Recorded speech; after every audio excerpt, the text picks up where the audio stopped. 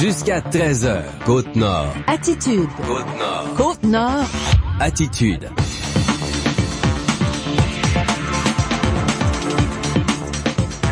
Bon mardi midi tout le monde et bienvenue à notre émission d'actualité et d'affaires publiques à Pure FM.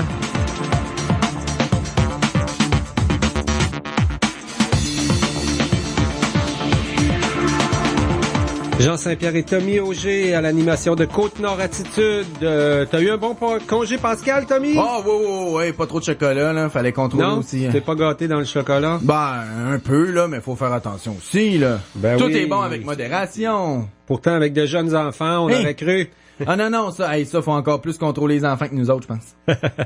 Tommy, il y avait quand même le point de presse annuel à Sept-Îles ce matin de l'opération Enfant Soleil. C'est Alain Dumas qui était là pour l'équipe d'animation avec Annick, comment est-ce que ça s'appelle? De Montet, oui, celle qui fait la roue chanceuse, ouais.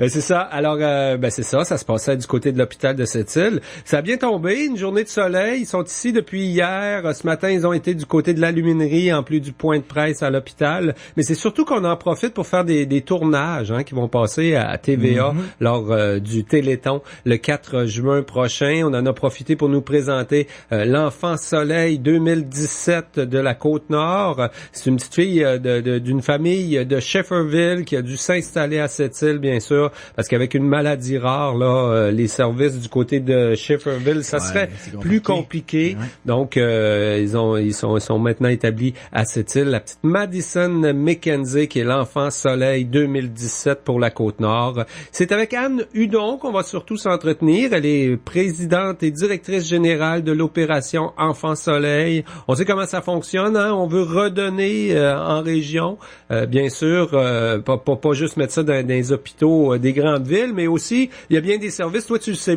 c'est important. Ton petit garçon. On voit il y a bien des services, les gens des régions vont à Sainte-Justine, ou encore à Québec, là. Il y a 4 grands hôpitaux pour enfants au Québec qui sont privilégiés par Enfant Soleil. Mais on le voit même aussi. Ouais, puis on le voit même ici sur certains équipements là, dans les hôpitaux locaux là, en pédiatrie là, on voit certains appareils là qui ont le collant Opération Enfant Soleil, donc qui ont été achetés grâce aux montants qui sont remis directement dans les localités. Et il y en aura plein de plus des équipements avec l'étiquette Enfant Soleil à l'hôpital de Sept-Îles. Là, il y a vraiment une série de 8 équipements, là, des petites choses qu'on n'a pas, puis que le réseau nous paye pas. Ou encore, des fois, on y va à 50-50, comme il y a un appareil que le gouvernement du Québec va payer 50%, Opération Enfant Soleil va payer 50%, et ça, c'est pour être en permanence à Sept-Îles. Alors, on va parler de tout ça avec la présidente, la PDG de l'Opération Enfant Soleil, Anne Hudon. Également, Alain Dumas. J'ai fait un petit bout d'entrevue avec Alain Dumas qui visitait Sept-Îles pour la première fois ce matin. Et Yannick Normand sera avec nous en direct et il est de l'autre bord de la porte. Son nom est toujours associé à des causes comme ça. Tu sais, il y a comme 2 choses avec Enfant Soleil. Il y a le retour des dons qu'on fait pour la santé en région, mais il y a aussi la levée de fonds qui est très populaire en région. Puis Yannick, c'est depuis des années qu'il est associé à Enfant Soleil. Et là, c'est ça. Il était là présent ce matin, bien sûr, au point de presse et il sera avec nous dans quelques instants, là, vers 12h25 sur nos ondes. Également, on va parler de la prochaine saison de pêche au saumon. Le président de la PRM, Yves Girard, sera avec nous. On anticipe quand même une bonne saison. 2016, ça a été bon dans presque toutes les rivières du Québec. Puis souvent, la moisie, c'est l'année suivante. Là. Quand c'est bon partout ailleurs au Québec, l'année suivante, c'est bon dans la rivière Moisie. Alors, on va en parler. On va parler de la fonte des neiges aussi, là, parce que on le sait, il y a 3 ans, je pense, ça avait un petit peu débordé, sa rivière Moisie. Là, il y a eu tellement de neige cette année qu'on est en droit de se demander. Mais pour l'instant, là, c'est encore gelé pas mal sur les rivières de la Côte-Nord. En tout cas, dans notre secteur, en moyenne Côte-Nord, c'est encore gelé pas mal. Yves Girard est président de l'Association de protection de la rivière Moisie. Il sera avec nous vers 12h35, probablement, l'entrevue qu'on vous fera entendre. On va aussi parler de ski ce midi, Tommy. Ben oui, c'est... As-tu fait du ski en fin de semaine? Bon, non. Hey, ça fait des années que j'ai pas fait de ski, mais c'est des belles conditions de ski de printemps, là. C'est le cas de le dire. Ça doit être le cas. Ouais, parce que le ski, on le sait, puis c'était dans une des missions là, de Benoît Levasseur, qui est juste encore directeur général là, de la station de ski, qui quittera ses fonctions à la fin de la saison. Mais c'était vraiment son mandat qui s'était donné d'essayer de ramener là, la mode du ski de printemps. Et bon, avec les dernières petites neiges qui sont tombées, ça cause certains, parce que là, on a été fermé une journée en fin de semaine, parce que les conditions, là, faut vraiment être très habile pour jouer avec les conditions et s'assurer que les conditions de ski puissent se prolonger le plus longtemps possible. Mais il faisait super beau en fin de semaine, donc il y a des amateurs de sport d'hiver là, qui peuvent continuer de prolonger un petit peu leur saison. Puis en même temps, pourquoi pas aller faire un petit don pour la station, hein, avec la campagne là, pour le prochain chalet. Oui, on il y a est toujours le projet là-dedans, de chalet là. qui s'en vient. Exact. Puis on a appris la semaine dernière que le directeur Benoît Levasseur, qui sera notre invité en fin d'émission, quitte la région pour de nouveaux défis. Alors, peut-être qu'il voudra nous en parler aussi. Il sera notre invité, donc, en direct par téléphone en fin d'émission Côte-Nord Attitude vers 12h45. Avant cette série d'entrevues sur nos ondes, on vous propose à l'instant un bulletin d'information régionale. Actualité Pure FM. D'abord, un accident a perturbé la circulation hier sur la route 138. C'est un accident survenu à Betty-Amite, près de Betty-Amite, entre un camion remorque et une fourgonnette. Ça a perturbé une bonne partie de la journée, la circulation hier, en plein lundi de Pâques. Il y avait beaucoup de gens sur les routes. L'événement a finalement fait 6 blessés, des blessures mineures, nous dit-on. La route a été fermée totalement pendant 2 heures complètes. L'événement est arrivé à 11h45 en fin d'avant-midi. Donc, la route a été réouverte seulement vers 13h45, mais en alternance sur une voie seulement, et ça jusqu'à 3h35 dans la nuit, en raison, entre autres, d'un déversement là, de carburant. Ça a été plutôt compliqué. L'accident a été géré par le service de police de la communauté Innu de Betty-Amite. Bien sûr, la Sûreté du Québec sont arrivés en renfort. La coalition Plein Gaz au Nord prévoit déployer encore beaucoup d'efforts en 2017 pour obtenir une desserte en gaz naturel sur la Côte-Nord. Le dossier sera réactivé parce qu'il y a urgence, selon le porte-parole de la coalition, Russell Tremblay. Les grandes entreprises ont besoin de gaz liquide pour demeurer compétitives, notamment dans l'industrie du fer. Les gouvernements devront s'impliquer pour que le gaz naturel soit disponible jusqu'à cette île au même tarif qu'ailleurs au Québec. La disponibilité du gaz naturel faciliterait entre autres un redémarrage de l'ancienne usine de Cliff Minwabush à Pointe-Noire. Les animateurs d'Opération Enfant Soleil, Alain Dumas et Annick Dumontin, sont de passage à cette île depuis hier pour des tournages qui seront diffusés au Téléthon, prévus le 4 juin sur le réseau TVA. Ils ont profité de l'occasion pour remettre des dons totalisant 57 000 $ au Centre intégré de santé et de services sociaux de la Côte-Nord, dont 39 145 $ pour plusieurs projets à cette île. Visitant cette île pour la première fois, l'humoriste Alain Dumas a apprécié nos paysages maritimes. Il a apprécié également les rencontres avec les gens là qui s'impliquent ici dans l'opération Enfant Soleil. En fait, les deux animateurs sont escortés par des employés de l'aluminerie Alouette depuis hier. On les promène un petit peu partout dans le secteur de cette île. Et ils étaient à l'aluminerie ce matin. Alain Dumas a présenté à la presse ce matin une fillette de 3 ans atteinte de leucinose. Il s'agit de Madison McKenzie. Elle sera l'enfant soleil de l'opération 2017 pour la Côte-Nord. La famille de Madison a déménagé de Schefferville à cette île pour lui permettre d'obtenir de meilleurs soins de santé. Malgré sa maladie rare, elle se développe bien maintenant grâce à un régime, une diète sévère et un lait spécial également. Opération Enfant Soleil a redonné 358 564 $ au centre de santé de cette île depuis 2003. À elle seule, oui, la campagne de levée de fonds pour Opération Enfant Soleil à l'aluminerie Alouette de cette île a rapporté plus de 1,7 million de dollars en 14 ans. Le chef de Ouachette McManuttenham mise sur la formation et l'industrie du fer pour faire travailler les jeunes de sa communauté. Mike McKenzie se réjouit de l'implication des compagnies comme Champion Iron et Tata Steel dans la formation et l'embauche d'Autochtones pour leurs projets sur la Côte-Nord.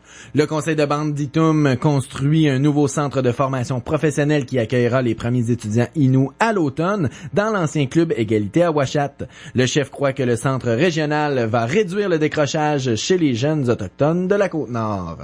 On va être prêt pour la prochaine année scolaire à ouvrir ce centre-là, puis qu'on est très fiers à Ouachette-Mallétenant, c'est un centre régional. On a beaucoup de décrocheurs dans la communauté ou d'autres communautés qui vont bénéficier de ce centre-là qui est primordial pour les Premières Nations.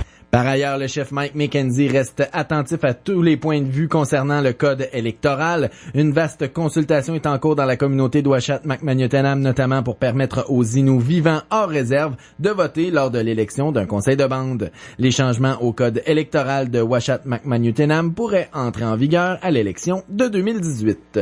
Et puis, il y a la CNESST qui prend les inscriptions à partir d'aujourd'hui pour son 14e colloque en santé et sécurité au travail de la Côte-Nord. L'événement en partenariat avec le Centre intégré de santé et de services sociaux aura lieu le mercredi 31 mai au Cégep de Sept-Îles. 7 prix, on appelle ça des grands prix, innovation, viendront récompenser des entreprises de la région. Des conférences sur l'attitude au travail, le stress et les changements technologiques seront notamment proposés. La CNESST encourage ainsi les bonnes idées et les employeurs ainsi que les travailleurs dans l'élimination des risques dans leur milieu de travail. Voilà, ça complète ces actualités régionales. On parle d'opération Enfants Soleil, ils sont de passage chez nous dans quelques instants.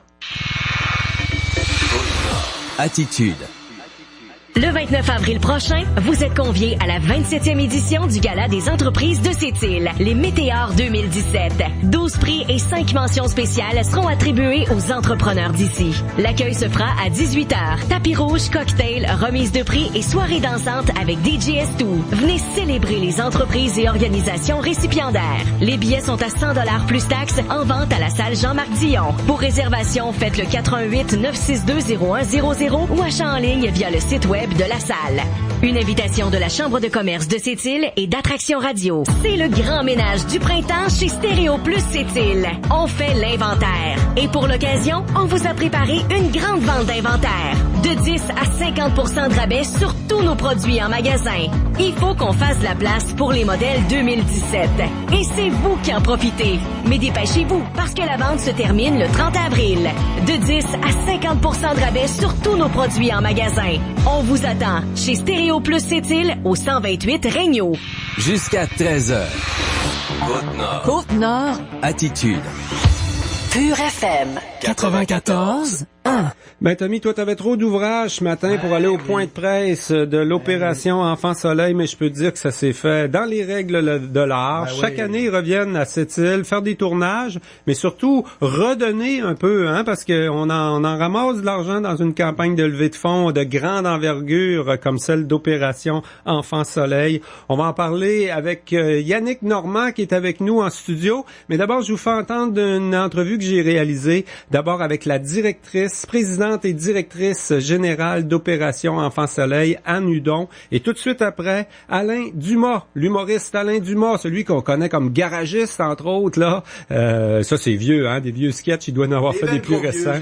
Et il est toujours humoriste, Alain Dumas, qui était là. C'était la première fois qu'il venait à Sept-Îles. Alors, j'ai fait un petit bout d'entrevue également ce matin en marge de ce point de presse au Centre de santé de Sept-Îles. On écoute d'abord Annie Hudon, puis Alain Dumas. Et tout de suite après, Yannick Normand est avec nous en direct. Je suis avec la présidente directrice générale d'Opération Enfants Soleil qui fait escale à Sept-Îles aujourd'hui. Madame Hudon, bonjour. Bonjour. Alors, on est avec Alain Dumas, Annie, des animateurs de l'opération. C'est la 30e qui s'en vient. Ça va être spécial cette année-là. Ça va être spécial à plusieurs niveaux. Premièrement, le monde des télétons est pas nécessairement un monde qui a survécu, puis le nôtre, il est en croissance, il est en santé.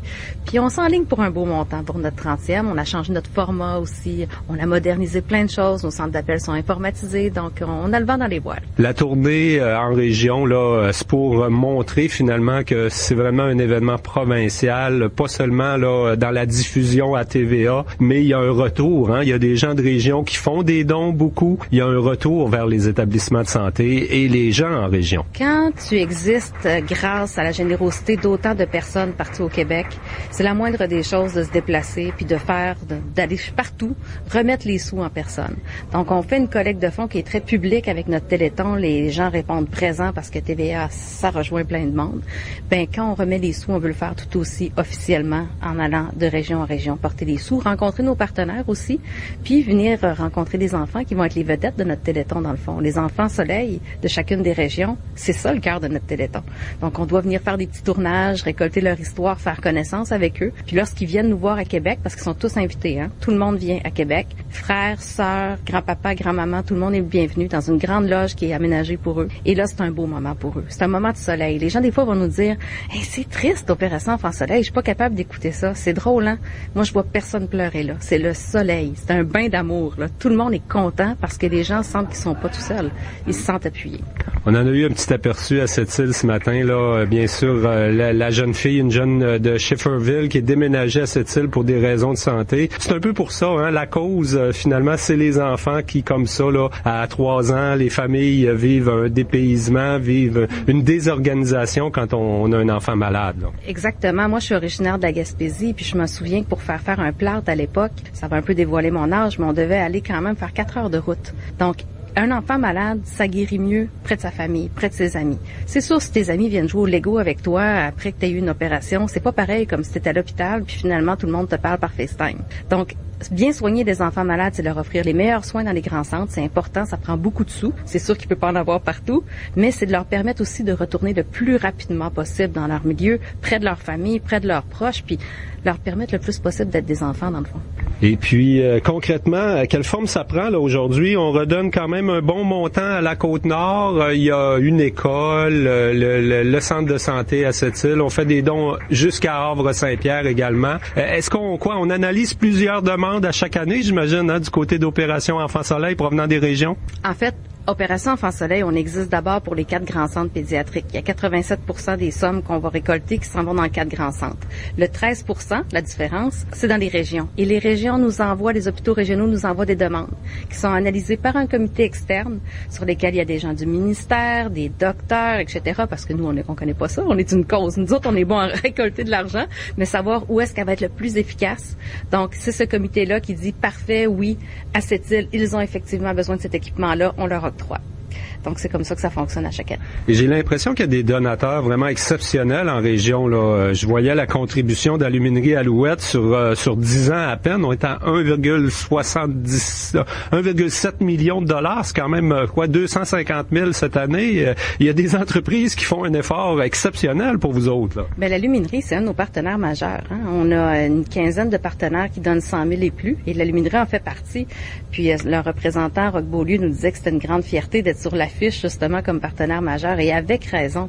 On s'en va les visiter, justement, après, là, ça fait partie de notre tournée, là, d'aller faire un tour à l'usine, puis on est chanceux de pouvoir leur dire merci au nom des Québécois. Et je pense que tout le monde est bénévole, mais il y a aussi des bénévoles d'exception. Je pense à Yannick Normand, que tout le monde connaît bien à cette île, qui a commencé en gérant les appels, qui a organisé plein de choses pour vous autres. C'est quasiment un personnage pour Enfant Soleil, là. Ben, je pourrais peut-être même le comparer à quelqu'un qui est dans notre historique québécois. C'est notre Dominique Michel. Il prend sa retraite, c'est tellement de temps pour lui, c'est tellement demandant. Et finalement, il revient une autre année, etc. Et l'année passée, c'était une retraite officielle. Et puis finalement, il va reprendre le centre d'appel, qui est de la collecte de fonds d'une autre façon. Donc, Yannick et nous, c'est une histoire d'amour. Je pense qu'on en a encore pour un petit bout de temps.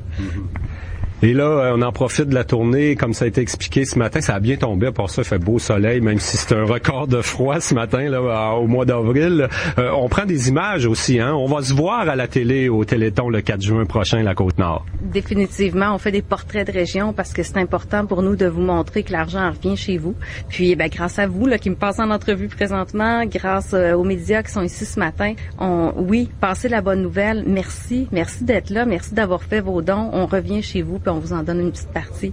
Puis on va vous s'arranger aussi pour que vos enfants soient le mieux soignés possible dans les grands centres. En terminant, on le voit, là, un don, ça va vraiment à la bonne cause des enfants malades. Alors, c'est le 4 juin, mais il y a plein de façons qu'on peut contribuer à Enfants Soleil. Déjà, actuellement, sur le site Internet, là, on peut facilement planifier sa contribution. Tout à fait. La meilleure façon de donner pour nous, c'est de devenir Parents Soleil, qui est un don à tous les mois, qui est déjà finalement programmé. Le 4 juin, c'est une journée seulement, hein, quand il fait beau, des fois vous êtes dehors, vous faites vos activités, puis on est dans votre cœur, mais oups, on oublie une année. En devenant Parents Soleil, là, en nous donnant à chaque mois, c'est vraiment la façon la plus stable pour une organisation comme la nôtre de s'assurer les revenus à chaque année. Donc, je vous invite, si vous pensez pas disponible lors du Téléthon, de le faire dès maintenant sur notre site web. Bien, merci pour votre passage à Sept-Îles et pour l'entrevue. Merci beaucoup. Est-ce que c'est vraiment votre première visite à Sept-Îles, M. Dumas? Oui, c'est vraiment ma première visite, je le réalise, là. Ouais, j'ai fait plein d'autres endroits. J'ai fait les îles de la Madeleine 2 fois, mais tu sais, les animateurs, puis souvent, c'est ça en fonction de, oups, est-ce que j'ai le temps, cet moment-ci de la vie, puis tout ça. Là, je suis plus relax.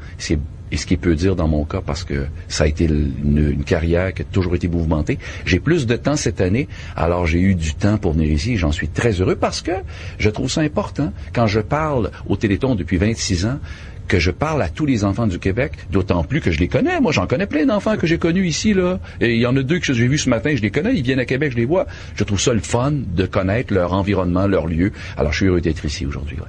Qu'est-ce qui vous motive? C'est quand même tout bénévole. Vous n'êtes pas obligé de faire ça dans la vie, vous impliquer pour Opération Enfants Soleil, là. C'est quand même une grosse fin de semaine, des déplacements jusqu'en région. Qu'est-ce qui vous motive à faire ça? Ouais, puis attends, puis je vais t'en ajouter, moi, puis c'est non-stop. Je veux dire, avec Facebook aujourd'hui, puis avec tout ça, j'ai des communications sans arrêt. J'ai des préparations, moi, d'entrevues. Là, j'en ai 15 pour le Téléthon. C'est sans arrêt.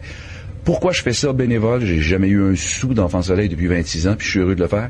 C'est la job qui m'apporte le plus humainement. J'ai fait plein de choses dans ma vie. C'est la job pour laquelle je me sens le plus gratifié. Ça me donne plus que ce que je donne. Et je te le jure, c'est rien d'autre. C'est sincère. J'ai une empathie naturelle. Je suis heureux. Moi, je vais prendre une photo avec les 2 petites filles là, qui ramassent des sous. Là. Je suis content. Puis j'ai été dans le milieu des artistes pendant des années. Ça m'accroche pas d'être avec... Mais ça me touche d'être avec des enfants malades. Ça me touche...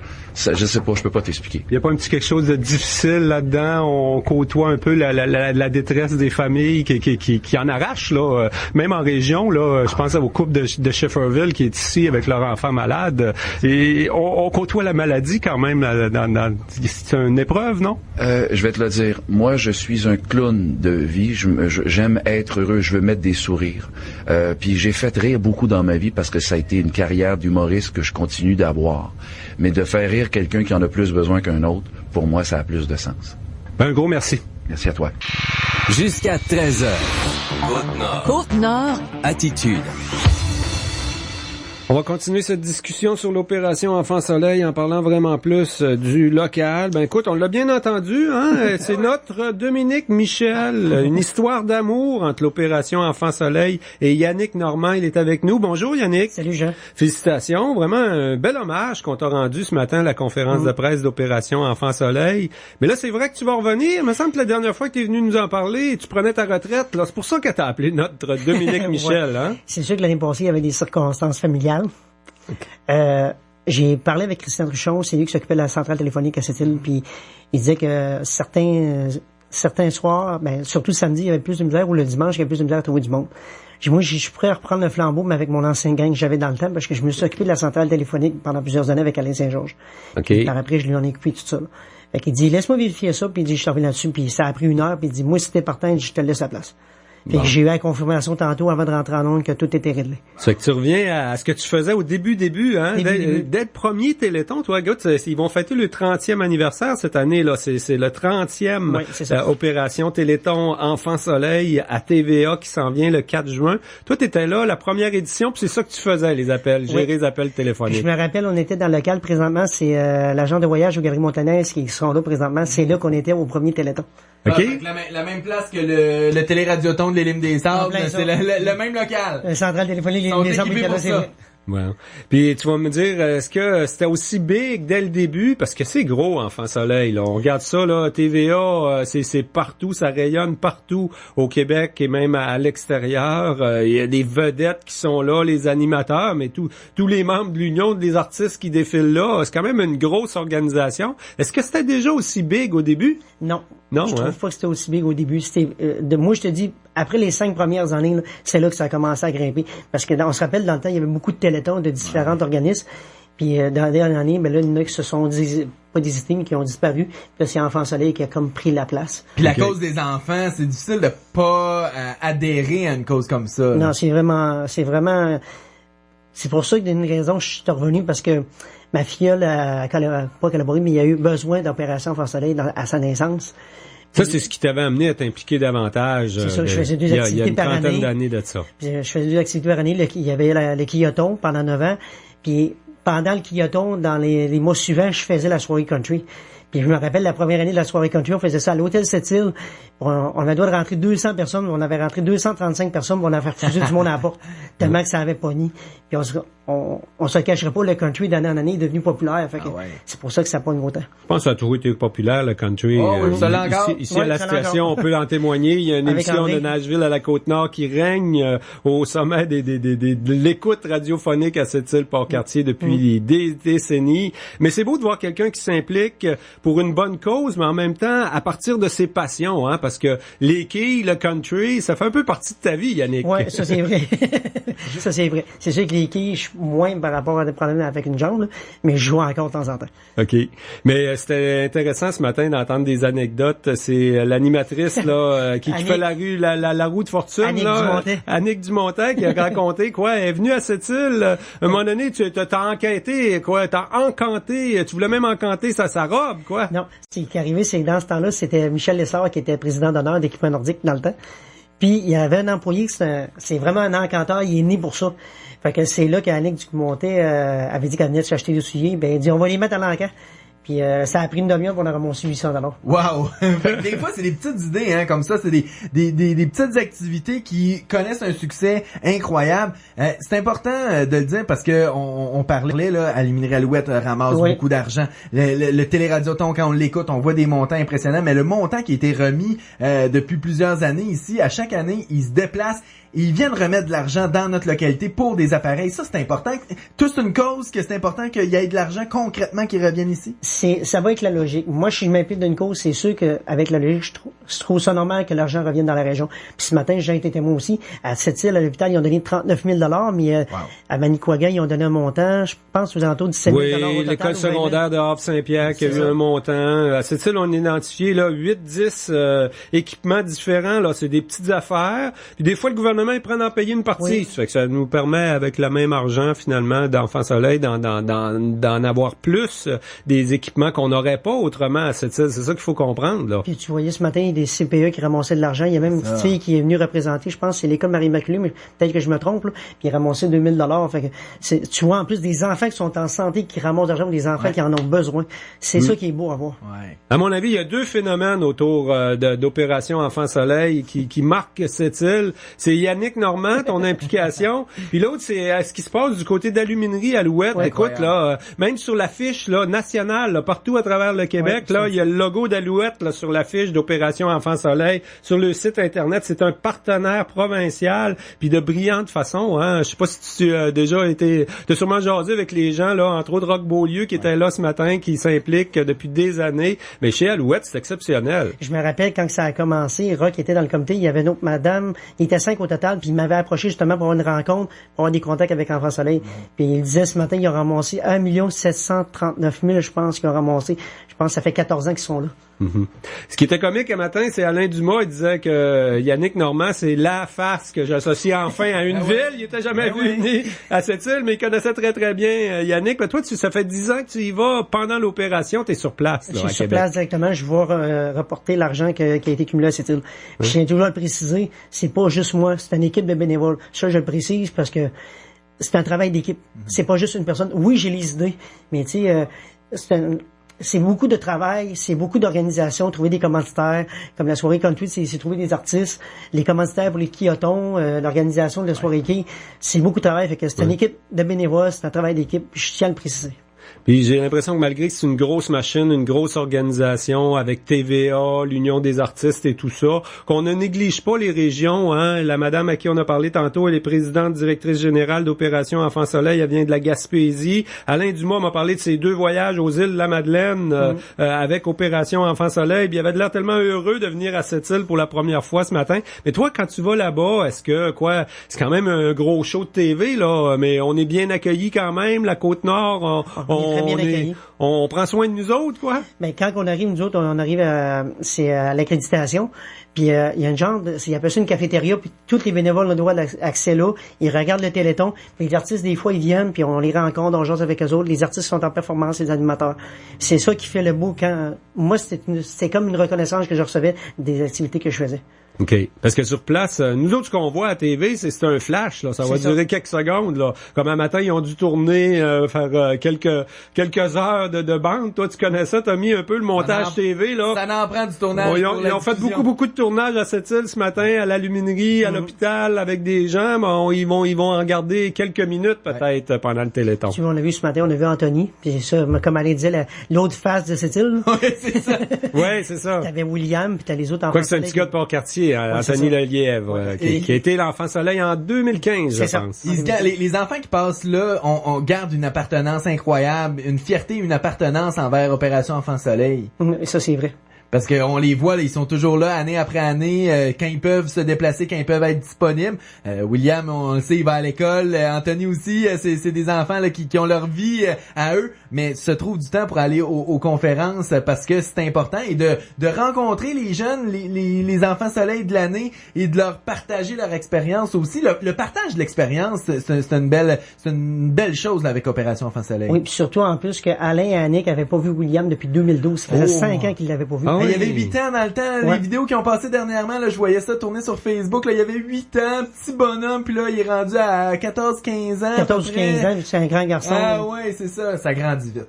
Eh mon Dieu. Moi, c'est souvent ma peur, Yannick, quand je fais un don pour une organisation nationale, je me dis, qu'est-ce qui en vient là au monde que je connais là autour de nous autres? Dans le cas d'Enfant Soleil, on l'a vu ce matin, encore une fois, on se trompe pas, là, il en revient une bonne partie, là. Il y a bien sûr, tu le disais en début d'émission, hein, on le voit le logo d'Enfant Soleil sur de plus en plus d'équipements ici, chez nous, à l'hôpital de Sept-Îles, mais il y a aussi beaucoup de gens qui profitent des services. Les spécialistes sont à Sainte-Justine, à Montréal, ou au CHUL à Québec, puis c'est là, hein, on sait comment ça marche. Ils ont 4 hôpitaux pour enfants au Québec où on donne un petit peu plus, puis on en répartit pour l'ensemble des 19 régions administratives du réseau de la santé. Après ça, je tiens à préciser que l'Enfant Soleil, cette année, c'est Madison McKenzie. Ouais. C'est une petite fille de Shefferville qui sont obligées de déménager à cette île par rapport à son problème de santé qu'elle a eu.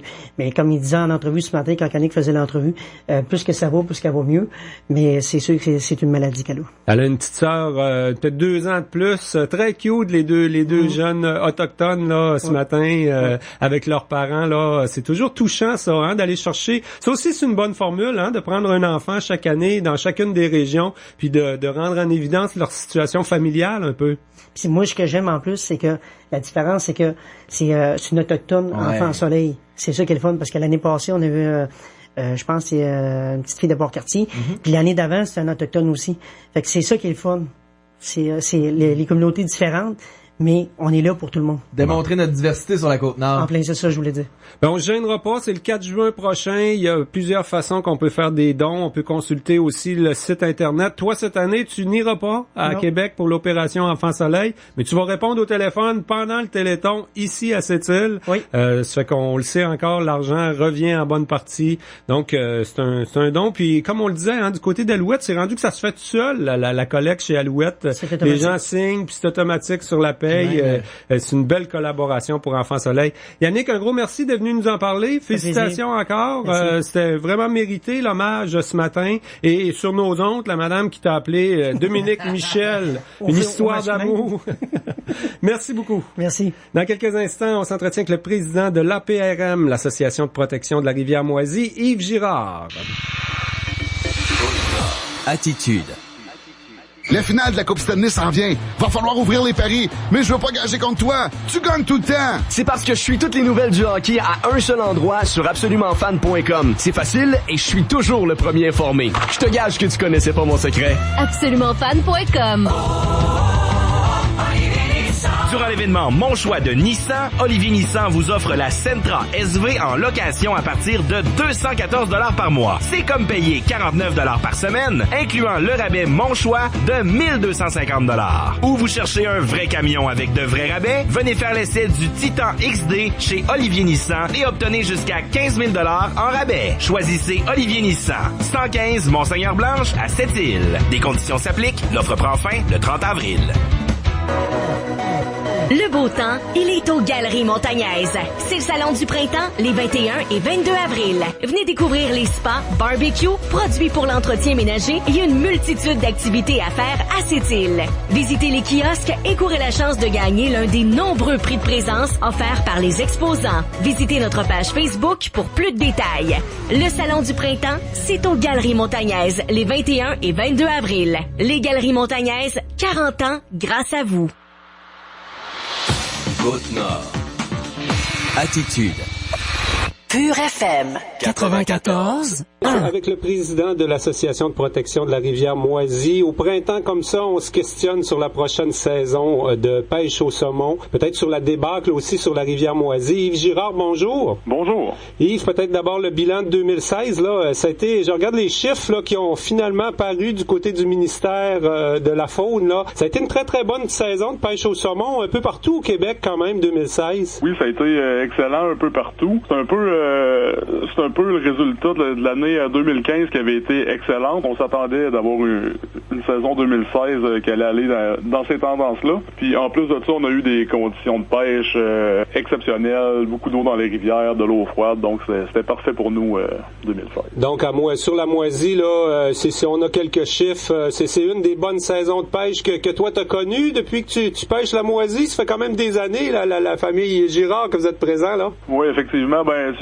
faut un peu exclure ce qui passait peut-être dans les années 80-90, mais si on regarde les 20 dernières années, l'année dernière, c'était une des 2 meilleures années dans les 20 dernières années par rapport au taux de succès pour les pêcheurs. Donc, c'était effectivement une excellente année pour nous l'an dernier. Il y a déjà eu des craintes sur l'avenir du saumon atlantique, l'avenir du saumon de la rivière Moisy aussi. Est-ce que ça nous ramène finalement de plus en sécurité? On a l'impression que la pérennité de l'espèce est là quand même?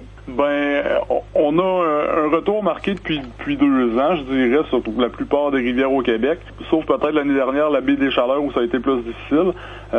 Sauf que faut rester quand même prudent parce que c'est une espèce qui est très fragile, qui partage son temps entre la rivière et la mer. On sait que le problème du saumon, c'est le taux de retour en rivière. Donc, ce qui se passe en mer, c'est un peu plus nébuleux. Donc, on préfère y aller de prudence dans la gestion du saumon. Donc, oui, on a eu 2 bonnes années, mais il faut quand même rester prudent. Là. Ça ne veut pas dire que la population va se rétablir automatiquement. Le saumon, c'est une espèce qui fonctionne beaucoup par cycle de 6 à 8 ans. Donc là, on est dans le haut d'un cycle. Il faudra voir dans les prochaines années là, si ça se stabilise et si ça continue à augmenter. On l'espère bien, là, mais il faut rester prudent quand même. C'était le mot d'ordre un peu partout au Québec. Je pense que le gouvernement du Québec qui s'est donné un plan de gestion pour les 10 prochaines années. Là, c'est la prudence qui a été le mot d'ordre dans cette préparation-là. La rivière Moisy fait exception dans le plan de gestion. Hein. On a encore le droit de garder certains saumons ici. Est-ce que ça vous apparaît toujours pertinent? On prend pas de chance dans la rivière Moisy avec ce genre de mesures-là?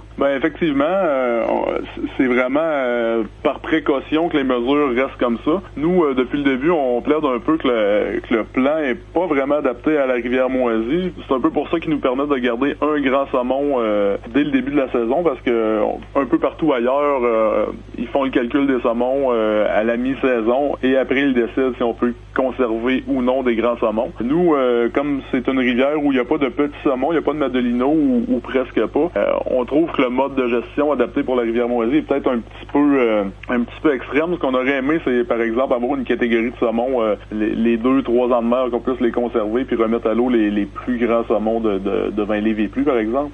C'est quelque chose sur quoi on travaille présentement. Mais grosso modo, c'est ça. Le principe de précaution, ça se maintient pour cette année. Puis bien sûr, on va faire notre effort comme partout, même si on a une rivière particulière. Là. Parce que en plus d'être un loisir pour bien des gens de la Côte-Nord, un loisir prisé, à part ça, la pêche au saumon, c'est quand même, ça fait partie de l'économie de cette île. Hein? Il y a des retombées assez concrètes de vos activités de la PRM, mais aussi des autres pourvoiries puis des autres rivières à saumon de la Côte-Nord. Là. C'est une activité économique importante. Oui, effectivement. Seulement pour la rivière Moisy, les chiffres sont pas comptabilisés, mais les retombées économiques annuelles de la pêche au saumon, c'est à peu près 50 millions au Québec. Donc, c'est quelque chose qui est non négligeable. Nous, on engage en forte saison une quinzaine d'employés. C'est un peu pareil un peu partout. Là. Les pourvoiries, le camp de pêche de la rivière Moisy engage beaucoup de gens. Donc, c'est quand même une activité importante, je crois. Puis, ça apporte aussi des touristes en ville. Puis, une fois que les touristes sont ici, ben ils vont à l'hôtel, ils vont manger au restaurant. Ils parlent de la région parce qu'ils, des fois, sont jamais venus. Puis, ils viennent connaître la région de cette île, la Côte-Nord. Donc, c'est sûr qu'on a un apport économique qui est souvent négligé, mais qui est important. Est-ce qu'on a une idée au début du printemps comme ça de la prochaine saison de montaison qui s'en vient? Là, les glaces sont encore sur la Moisy. Il y a peut-être beaucoup de neige à fondre dans le nord. Ça pourrait sortir tout d'un coup. Mais on les voit pas venir, hein, les bonnes saisons de pêche au saumon. Ben, on les voit pas venir. Il y a toujours des estimations qui sont faites par les biologistes au ministère. C'est sûr que c'est très difficile. Il peut y avoir un événement particulier qui s'est passé en mer qui va faire que le taux de retour va être moins bon. Sur la rivière Moisy, on a un indicateur qui est assez révélateur d'habitude. Quand il y a une bonne saison partout au Québec, nous, c'est l'année d'après qu'on l'a. Donc, comme 2015 est exceptionnel partout ailleurs, ben 2016 chez nous était exceptionnel. L'année 2016 a été quand même très bonne partout au Québec, donc on s'attend à ce que 2017 soit une bonne saison sur la rivière Moisy aussi. Là. Fait que c'est un indicateur historique qu'on a. On peut s'attendre à une bonne saison. Après ça, bien entendu, ça dépend du niveau de l'eau, de la pluie qui tombe en juin. Si la rivière devient très basse, les conditions de pêche sont plus difficiles. Mais avec des bonnes conditions de pêche, on risque d'avoir une très bonne saison encore en 2017. Le premier saumon de la Moisy capturé en 2017, ça devrait être quoi? Début de juin, hein? C'est pas mal là que ça se passe, le début de la pêche. Oui, on a une exception chez nous. On commence le 25 mai à la pêche en bas du pont dans la ZEC. Et ensuite, la mouche dans nos secteurs contingentés, ça commence le 1er juin. Mais normalement, le 25-26 mai, il y a toujours des prises qui se prennent. Puis à ce moment-ci, vous n'êtes pas inquiet pour lorsque les glaces vont quitter la rivière, vos installations qui sont sur le bord de la mer ou même les gens qui vivent là proche de la rivière à Moisy, il peut pas y avoir un coup d'eau parce qu'il y a eu beaucoup de neige cet hiver, non? C'est toujours possible.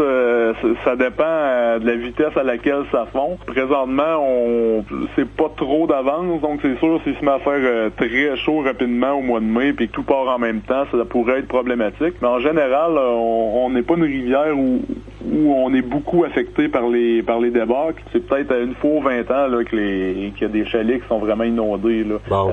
C'est arrivé il y a quelques années, ça fait qu'on n'est pas dû avant quelques années. C'est arrivé il y a peut-être 3-4 ans. Je me rappelle plus exactement, mais on n'est pas trop inquiet. Puis les installations de l'association Protection de la rivière Moisy, pour la plupart, sont en haut de la limite des autres eaux. Là. Et du côté de l'association de protection de la rivière, on est quand même dans la planification. Hein? Les gens, déjà plusieurs personnes ont réservé leur forfait, leur fosse là, pour 2017. Oui, effectivement, on a eu notre tirage au sort hivernal le 3e samedi de mars. On tire 100 personnes qui peuvent réserver 2 journées à l'avance pour aller pêcher dans notre secteur contingenté, le Winthrop Campbell. Donc ça, c'est déjà fait.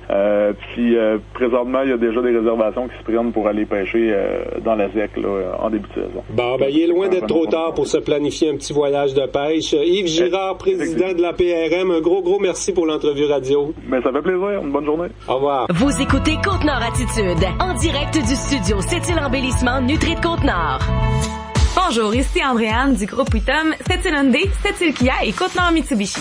Avec Attraction Radio, qu'est-ce qui est intéressant, c'est qu'on peut passer nos messages, nos informations, oui, au niveau des promotions, que ce soit aussi pour une nouvelle, pour une annonce ou des nouveautés qui se passent dans nos concessions. Ça permet de rejoindre aussi beaucoup de gens, puis à n'importe quel moment, que ce soit dans la voiture, que ce soit à la maison en train de faire diverses tâches ou au travail, on sait qu'on peut rejoindre la communauté. Faites confiance à Attraction Radio et découvrez la force d'Attraction. Vous connaissez l'adage qui veut que quand le printemps arrive, on se déshabille. famille. En général, c'est vrai. Sauf quand on a l'habitude de magasiner chez Atelier Laforge. Profitez de 30% de rabais sur tous les vêtements en inventaire et obtenez 40% de rabais sur le total de votre facture à l'achat de 1000 $ ou plus de vêtements. Profitez de l'occasion pour habiller la famille en neuf pour l'hiver prochain puisqu'on vous offre 50% de rabais sur tous les habits de neige pour femmes et enfants. Mettez-vous beau en économisant gros. En passant, chez Atelier Laforge. 1167 Boulevard L'Art, 962-6051.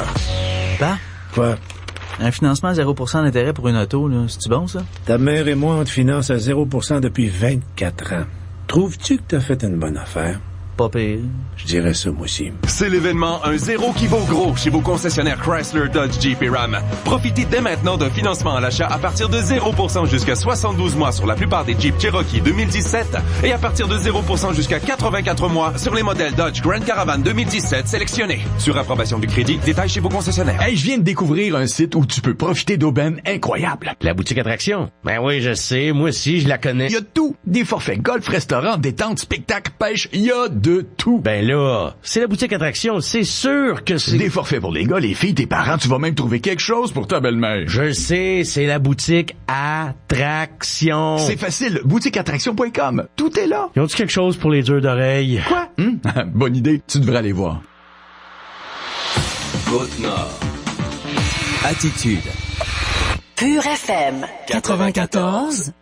Tommy, je croirais que la saison de ski n'est pas encore terminée. Hein? Il y a peut-être encore peut-être 2 fins de semaine, on sait pas. On va en parler avec le directeur de la station récréo-touristique pour encore un certain temps. Benoît Levasseur, bonjour. Bon matin. Ça va bien? Ça va très bien, merci. Et vous? On avait encore des bonnes conditions cette fin de semaine pour faire du ski à Galix. Hein? J'imagine qu'on s'est amusé en masse. On s'est amusé, effectivement, on s'est amusé en masse samedi. Dimanche, on a procédé à la fermeture de la station par mesure d'essayer de sauver un petit peu notre fond de neige là, pour le travailler comme il faut cette semaine, étant donné qu'on annonçait du froid. Donc, pour être prêt pour la fin de semaine prochaine. OK. Donc, on devrait skier, quoi qu'il arrive cette semaine, quoi? De la pluie, ça serait désolant pour vous autres, ou? Ben, en fait, de la pluie, c'est sûr que ça nous aiderait pas. Mais par contre, là, aujourd'hui, les équipes sont affairées à remettre les conditions de glisse, là, de façon, uniforme et essayer, là, de ramener la neige, là, où ce qu'il y a des creux un petit peu plus. Donc, on travaille là-dessus aujourd'hui. Et avec le froid, ben ça nous aide grandement. Donc, ça va nous faire une belle surface plane pour l'ensemble. Pas la totalité de la montagne, mais une bonne partie de la montagne qui va être damée. Et après ça, on va y aller au jour le jour. Alors, si on a une journée où ce qui nous annonce de la pluie, exemple samedi, ben on va évaluer là, le matin même là, si on ouvre ou on n'ouvre pas. Par contre, des journées ensoleillées, ça va être ouvert. C'est quoi le point de non-retour? C'est quoi la condition ou la chose qui fait qu'on dit, ben là, la saison est vraiment terminée? En fait, le point de non-retour, là, c'est lorsqu'on a de la difficulté à circuler avec la machinerie en montagne, là. On sait qu'on a eu beaucoup de neige cette saison et on n'a pas eu de neige vraiment mouillante en début de saison. Donc, cette neige-là est encore très, très... gorgée d'air, okay. Donc ça nous crée des trous d'air et lorsque la machinerie circule, ça s'affaisse et là on a de la difficulté là, à suivre, à assurer la qualité de la surface de glisse. Là. Les skieurs de fin de saison doivent-ils adapter leur technique ou leur descente là, plus la saison avance, là, ils doivent faire de plus en plus attention? Ben en fait, c'est un ski complètement différent. Hein? Okay. Un ski de printemps, là, on parle d'une neige beaucoup plus difficile à bouger. C'est une neige un peu plus pesante, donc un petit peu plus dure sur les jambes. Donc les skieurs, là, ils font peut-être un peu moins de descente, mais profitent bien du soleil et de la terrasse aussi. Est-ce que c'est exceptionnel?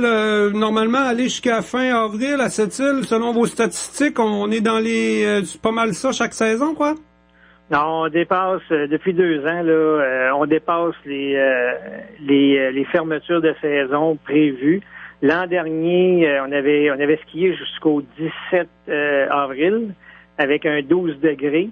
Et cette année, on s'attend à être en mesure de livrer, d'être capable de skier là, jusqu'au dimanche le 30, jusqu'où le calendrier, en fait, notre calendrier de nos activités est fait en fonction du 30 avril. Donc, on devrait être en mesure de skier jusqu'au 30 avril. Dans plein de stations au Québec et à travers le monde, au printemps, on voit les fameuses activités, là, les descentes avec un étang d'eau en bas, puis là, on essaie de traverser cet étang d'eau-là sans se planter. On voit des belles débarques, des gens qui se mouillent pas mal. Ici, à cette île, c'est pas dans nos habitudes. Est-ce que c'est à cause de la configuration de la montagne? Est-ce que c'est à cause des conditions météo ou simplement que on veut concentrer nos efforts sur d'autres types d'activités? Ben, en fait, c'est vraiment, là, tu l'as bien mentionné, c'est vraiment la configuration de la montagne qui fait en sorte que toutes nos pistes arrivent en bas, pratiquement presque la totalité de nos pistes arrivent sur une piste. Donc, si on prend cette piste-là pour faire un bassin, alors là, on vient d'handicaper le restant de la montagne là, d'une piste là, pour descendre. Parce qu'on a le boulevard qui est où toutes les pistes arrivent, ou la Suicide qui est pas nécessairement la mieux adaptée pour faire ce type d'activité-là. Non, effectivement, le Suicide, c'est vraiment pas bien adapté pour ça. Par contre, comme tu disais, le boulevard qui se jette dans l'intermédiaire, mais l'intermédiaire, c'est notre avenue principale pour la descente, pour le remontée mécanique, donc on peut pas vraiment utiliser à moins d'être en mesure de planifier ça pour une dernière journée d'activité en fin de journée, mais ça demande énormément de logistique. C'est ça. Est-ce qu'on a la station de ski la plus au nord au Québec, quoi? On est quand même en réseau du côté des stations de ski alpins au Québec? Ouais, au Québec, là, on est pas mal le plus au nord. Et suite à des discussions là, avec les autres DG et les autres propriétaires de stations de ski, là, beaucoup, eux, leurs saisons sont terminées. Il reste Saint-Sauveur qui, eux, ont un calendrier jusqu'au 14 mai. Mais on s'entend là que c'est un autre univers, là, l'univers de Saint-Sauveur. Mais je vous dirais que pour chez nous, pour le type de station là, similaire à la nôtre, là, on est les plus au nord et souvent les plus où ce que la quantité de neige est plus abondante pour permettre une prolongation de saison. Mm-hmm. Ben Benoît Levasseur, on a reçu une correspondance là la semaine dernière de la présidente du conseil d'administration de la station récréo-touristique Galix, Ghislaine Langelier, qui nous annonce son départ pour de nouveaux défis. Alors, ça fait quand même plus d'un an que tu es à la station de Galix. Pour toi, ça va avoir été un emploi agréable, intéressant, qui nous propulse vers d'autres choses? Je vous dirais que les 2 années que j'ai été à la barre de la station, ça a été des années passionnantes. Moi, je suis skieur, je suis patrouilleur, donc j'étais dans un domaine où ce que j'appréciais être. Ça a été de très beaux défis. On a quand même fait de belles réalisations. On a mis de l'activité dans la montagne. On a donné vie à cette montagne-là. Mm-hmm. Puis aussi, on s'est occupé de nos clients. Moi, l'aspect client est beaucoup important pour moi. Donc, l'expérience client, quand les gens viennent chez nous, on veut qu'ils repartent de chez nous contents et qu'il a hâte de revenir à faire une activité avec nous. Et Madame Langelier, la présidente du conseil d'administration, elle précise qu'on a une équipe d'employés responsables, autonomes et dévoués, ce qui est essentiel au bon fonctionnement de la station de ski. On pourrait dire la même chose des bénévoles. Le ski dans notre région, là, ça vit grâce à l'implication des gens. C'est un peu ça, hein? Ben, en fait, c'est autant les employés que les bénévoles, que les membres du conseil d'administration. C'est un tout, hein. Fait qu'on s'entend que la réussite d'une entreprise comme celle-là ou d'un milieu comme celui-là, c'est toute la collaboration de tous et chacun. Faut comprendre qu'il y a un directeur général, mais sous un directeur général, là, il y a beaucoup de monde qui travaille, qui permettent à la réussite d'une telle station. Benoît, une double question. Quelle est ta plus belle réussite à ton passage à la station Galix? Et également, quel sera, peut-être à part le chalet, là, parce qu'on le sait que c'est vraiment le défi principal, mais quel sera un des gros défis là, du prochain directeur général? En fait, je pourrais dire 2 grandes réussites. Donner vie à la montagne, entre autres avec nos activités du printemps, là, célébrons le printemps, qui fait en sorte que les gens ont toujours hâte à la fin de semaine et venir célébrer l'arrivée du printemps au sommet de la montagne avec la musique, le barbecue et ainsi de suite. Oui. Ça, je vous dirais que ça a donné un beau souffle printanier à la station. Et aussi, je vous dirais que toute la remise en marche de notre système de location de ski et d'entretien de nos skis, où ce que nos deux employés ont fait un travail phénoménal cette année. On les a formés et ils ont su relever le défi de façon avec brio. Et ça, c'est sans compter l'école de glisse, où ce qu'on a cette année, de façon exceptionnelle, formé 7 moniteurs de ski niveau 2 et 3 moniteurs de planche niveau 2. C'est du jamais vu à la station. Et le plus grand défi, là, outre le chalet?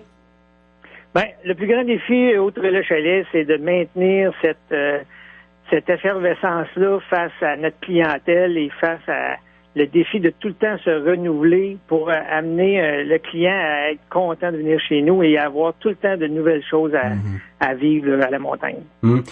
Comment ça va, là, la campagne de financement pour le nouveau chalet? Il y a des gens qui y travaillent, là? Oui, il y a des gens qui y travaillent. Ils travaillent fort, je vous dirais. Donc, la campagne de financement va très bien. Je pense jusqu'à maintenant, juste à ce qu'on a, les briques qu'on a vendues localement là, à la station, on en a pour 12 000 de briques de vendues.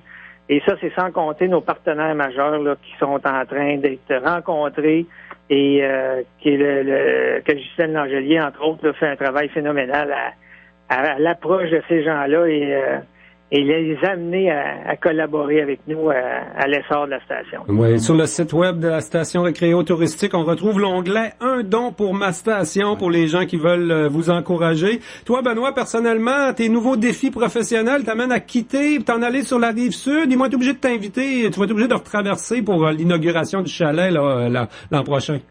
Ben, on a bien hâte, oui, puis effectivement, je m'en vais sur la Rive-Sud. Par contre, je vais toujours avoir un petit pied à terre dans la région et sûrement que les gens vont avoir la chance de me voir, là, de me croiser au centre de ski l'hiver prochain. Et pour les 2 prochaines fins de semaine, où éventuellement on serait les seuls au Québec ou presque, là, Saint-Sauveur, ils doivent avoir une bulle sur leur station de ski, eux autres, là, pour aller jusqu'à la mi-mai. Donc, on surveille le site internet Ski Galix et on va avoir toutes les informations. Ou le site Facebook, sans doute qu'on va nous tenir au courant des activités les 2 prochaines fins de semaine. Oui, effectivement, Facebook, je vous dirais que c'est la meilleure plateforme pour nous suivre de façon assez régulière pour connaître l'état des conditions de glisse et l'état si on est ouvert ou on est fermé en fonction des conditions climatiques. Eh bien, Benoît Levasseur, directeur sortant à la station récréo-touristique de Galix, je te souhaite de bonnes chances dans tes nouveaux défis professionnels et un gros merci pour toutes tes collaborations avec la radio. Hey, ça m'a fait plaisir et ce fut un grand plaisir de collaborer avec vous. Merci, Benoît. Merci. Au revoir. Attitude. C'est le retour des timbres chez IGA. Obtenez un timbre pour chaque tranche de 10 $ d'achat sur présentation de votre carte Air Miles. Vous pourriez économiser jusqu'à 97% sur des produits WMF. C'est quoi les produits WMF? Des contenants en verre de qualité qui gardent les aliments frais, qui vont au lave-vaisselle et qui passent du congélateur au four. Ben là, parfait pour quand je suis pressé. En plus, en téléchargeant l'application Timbre IGA, vous obtenez 5 timbres en prime. Ouais, on serait fou de passer à côté. Certaines conditions s'appliquent. Détails en magasin ou sur IGA.net. Il est 13h, ça complète notre émission Côte-Nord Attitude, une semaine spéciale. Il va y avoir seulement 3 émissions puisqu'on n'en a pas le vendredi puis qu'hier c'était férié. Exact. Hey, Tommy Auger, toi, du côté de Cogeco TV, t'as travaillé très fort, un beau dossier historique, hein? C'est les 50 ans de l'Académie de judo de cette île. J'ai eu l'occasion d'aller rencontrer des archives, mon ouais, ils m'ont amené des beaux albums, là, des belles photos des années 60, là. Regardez ça à mon émission, là, connectée sur cette île et Port-Cartier de cette semaine. Je me suis aussi entretenu avec Gilles Deschamps, là, qui est là depuis le tout début. Une belle entrevue et un beau reportage. Il y en a sûrement des bonnes à raconter sur l'histoire du judo à cette île, du côté de l'Académie de judo de cette île, qui a formé tant d'athlètes, hein, et des athlètes de bon niveau, des champions canadiens, des athlètes olympiques ou presque. Plus d'une centaine de ceintures noires, ce qui est quand même incroyable pour un club de notre ampleur. Ben voilà, ça complète Côte-Nord Attitude. Demain, Valérie Dionne devrait être avec moi à la co-animation de notre émission d'actualité et d'affaires publiques. Au revoir tout le monde.